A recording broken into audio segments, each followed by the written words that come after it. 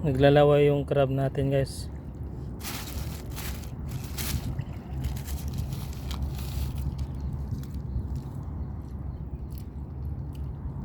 Diyan, madami dyan. Ang daming patay na shell. Ito guys, pinupulot lang namin yung Ayan, pinupulot din.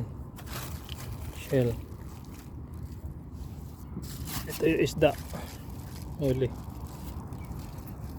Ito yung crab. Yan.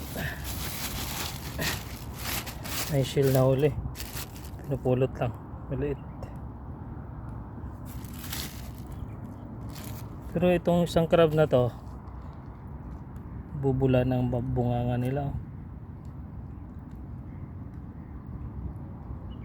Comment kayo guys, bakit nagbubula yung bunganga ng crab. Kakahuli lang na Yan dahil patay na shell. Sobrang dami. Siguro kinakain ng isda to paggabi. Tapos pamumulot ka lang yung shell na kung anong gusto mo.